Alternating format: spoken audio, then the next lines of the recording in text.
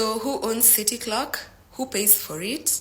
And why did these four-sided timekeepers take over Nairobi like mini statues? Today we are doing the full story of City Clock, the ad-funded clocks that you pass daily in town. And quick spoiler, they are a business, not a county gadget. City Clock isn't just a nickname, it's an out-of-home media company that installs those tall, four-sided clocks that we normally see. And City Clocks have been there for decades. In fact, they still post as operational for over 35 years. In Nairobi, they sit on prime areas and they double up as obvious meeting points. If you have ever said tukutane kwa clock or let's meet at the clock, then you have used that clock as it was designed, visibility, central and memorable. City Clock started in Kenya in 1984 and then they expanded regionally to Uganda, Tanzania, Rwanda and Burundi, and they even franchised further south. The Ugandan arm literally bills itself as the pioneers of the street clocks in East and Central Africa, but even them, they trace the roots back to Nairobi. So yes, this was a Kenyan export that went regional, even before regional expansion became a thing. So here's how it works.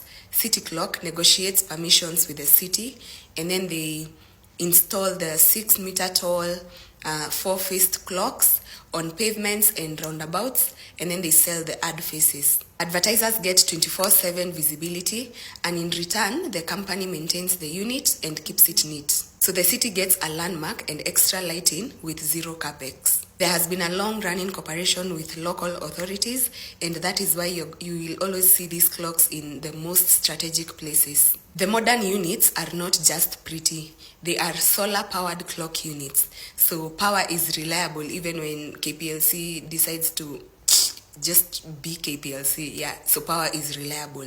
The ad faces are backlit for night visibility, and the frames are so strong, they can withstand Nairobi's weather, very tough. So the clocks tell the time, light up the place, and they sell the brand. We rarely hear about rates in public, but there was a court-filed contract with Kenya Wine Agencies, KWAL, that revealed that per clock, for a 3-year term, you pay 486,000 shillings. And that's in one placement deal. So if you multiply that by the number of clocks that you normally see around, you'll understand why those clocks keep running up to now. Because those shillings are serious, those ad shillings, they are serious when you multiply. Now, when you become a landmark in the city, people start to copy. City Clock has fought off lookalikes in Kenyan tribunals. In 2017, there was a tribunal ruling involving City Clock and Mutemi and another. So you see, they fight so hard to protect the look, they protect the mark, the look, and the whole vibe, because the street is their showroom. Before everyone had data bundles and live location, they needed an obvious fixed anchor. A four-sided glowing clock on a corner is perfect. It's neutral, so it's not a shop that might close tomorrow. It's visible from all directions, and it's very easy to explain in a matatu, like nishukishe hapo kwa City Clock.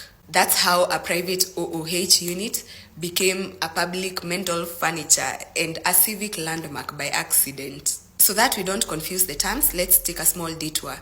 Nairobi also has historic clock towers. These include the City Hall's tower and the Parliament Building's clock. So it's different stories, but same love for timekeeping. In Nairobi CBD, you will see them at high traffic corners. A classic one is the City Hallway, Koja and Wabera Street, like I told you before. You'll also see cousins across East Africa, but that's just because of the expansion. It originated from Nairobi. If you have ever waited under one in Kampala or Dar, it's probably the same network.